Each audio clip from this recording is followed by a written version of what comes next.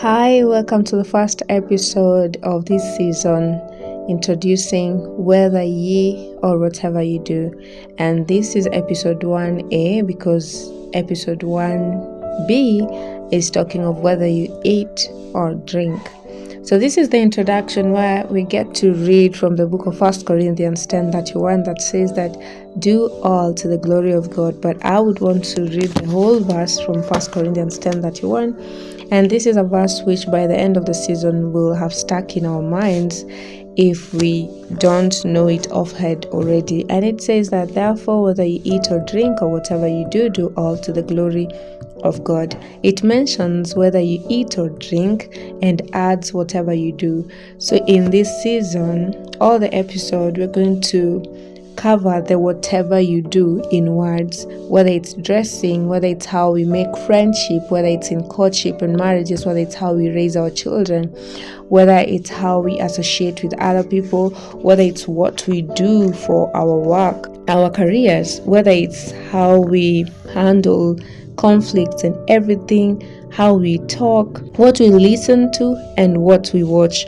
All those we will go into details in each episode, but this episode 1, I want us to deal with the introduction part of it, and I'm going to dwell more on doing all to the glory of God. I'll begin by saying that the whole purpose of Christian existence is to glorify God.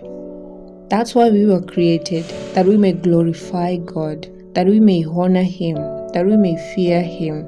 And when Paul writes this verse in 1 Corinthians 10:31, he gives us a principle that should govern, that should guide us.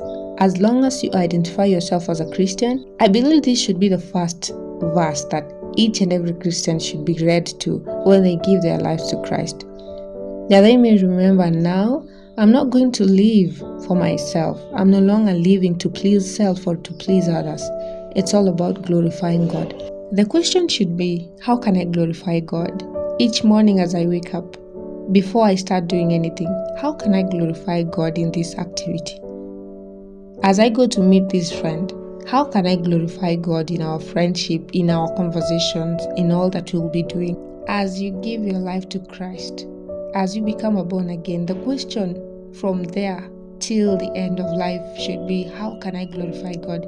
Because that's the whole purpose of our existence. And the first angel in Revelation 14 verse 7 says that fear God and give glory to Him. So then how do we do that? In Ecclesiastes we are told that by keeping His commandments we fear Him, we glorify Him by keeping His commandments. Looking at the 10 commandments, we see two parts.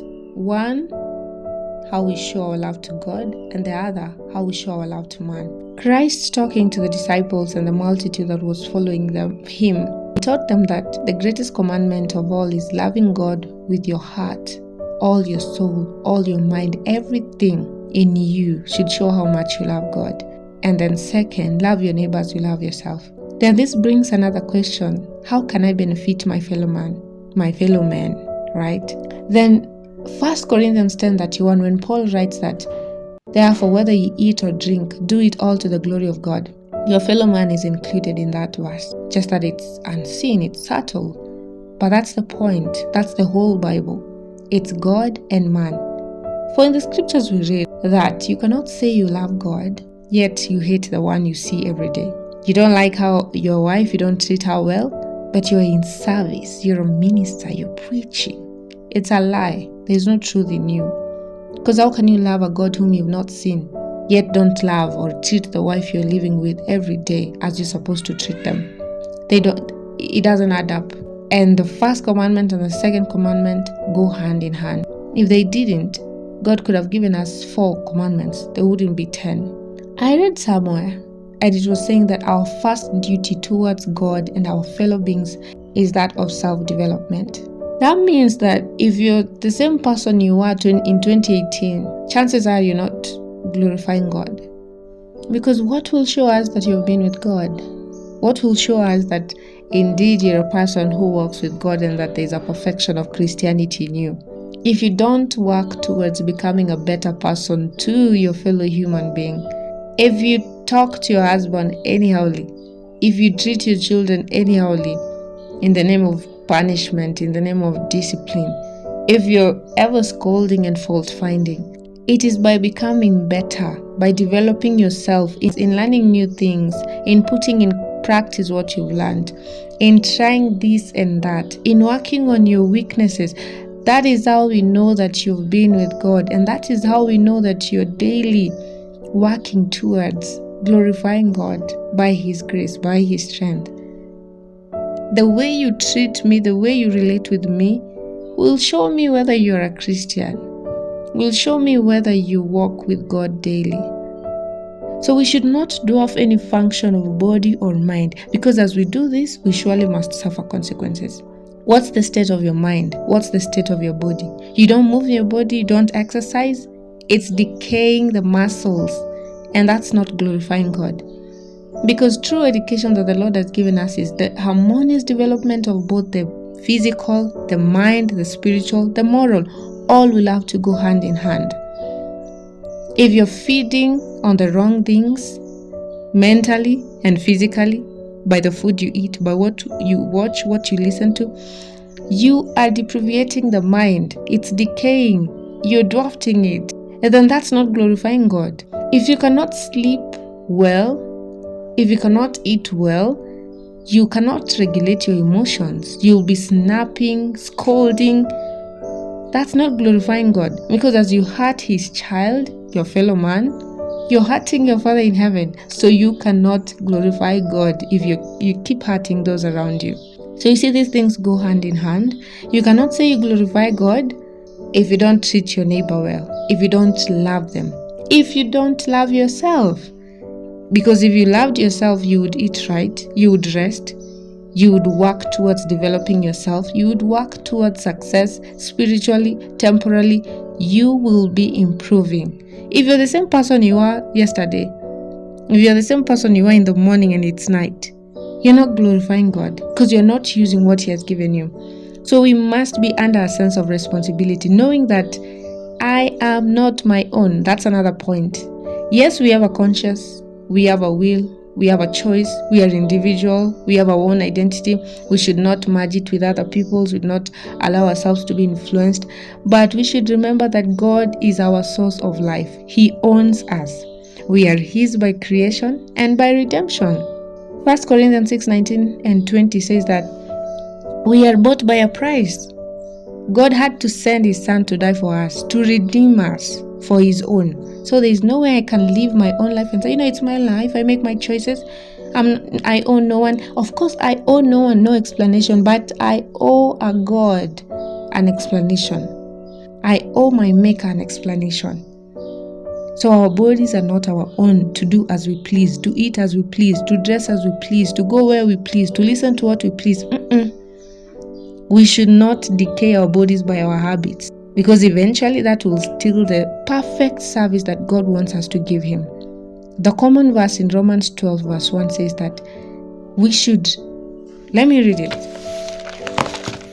Now, brethren, I beseech you therefore, brethren, by the mercies of God, present your bodies a living sacrifice, holy, acceptable to God, which is your reasonable service. You could present yourself to God, but will it be acceptable?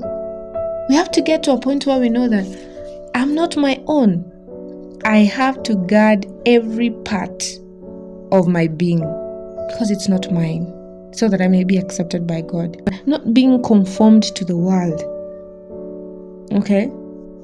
God has a right to our talents, our bodies, our properties, our influence, our individual selves, our everything. All those things you say are yours and no one should tell you. All those things God has a right to. He has a right to tell you that I don't want you to use that in that way. I don't want you to be doing this.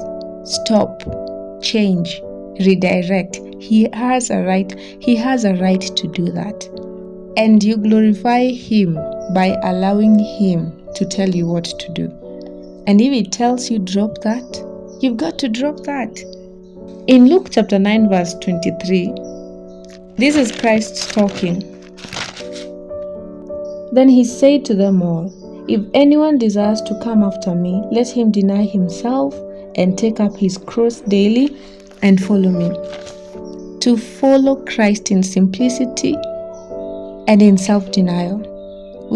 If I call myself a Christian, I have to get to a point where I surrender and I'm willing to be told that, you see that anger which you're trying to justify, I don't want that, drop it. You see that temper, drop it. You see that selfishness, drop it. I want you to use your money in this way. I want you to dress this way. I want you to eat this way. That is us denying our cross. That is us denying ourselves, carrying our cross daily to follow him. We have to die. Self has to die that Christ may live in us. That is glorifying God. It is our duty to learn how to treat this gift of God. We were purchased by Christ. Everything that we have is a gift to us. It's even your own body. Everything that you own is a gift to you through Christ. And so it's our duty to know how we should treat this gift. Even your parents, your friends, those are gifts to you. How should you treat them? How should you take care of your body? How should you talk to your wife? How should you talk to your husband? How should you discipline your child? It is your duty to learn all those things. Because your friends, your partners, your family members, your children were all purchased by Christ. So you don't own them. You don't own your wife. You don't own your children. God owns them, but he has placed them under your care. He has placed you under your care.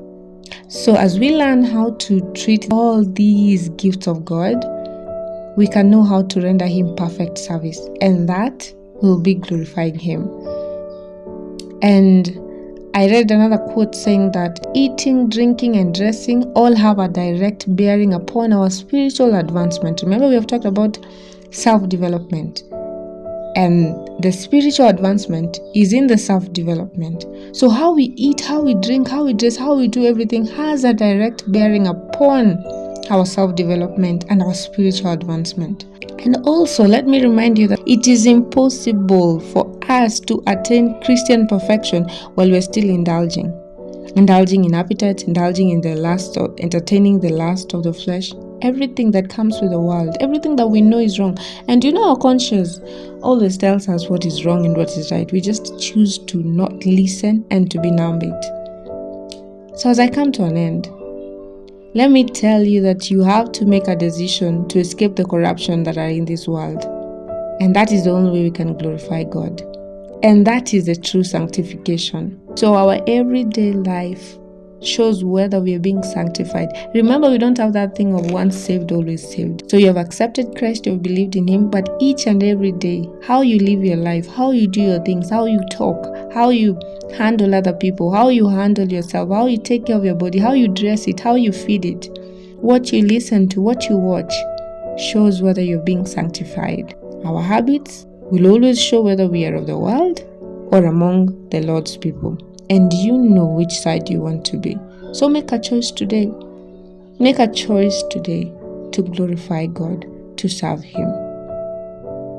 So thank you so much for watching this. It's my prayer that the Lord will take it to all who need it, all those who need to be reminded where they are fallen, all those who need to be taught what they have never known.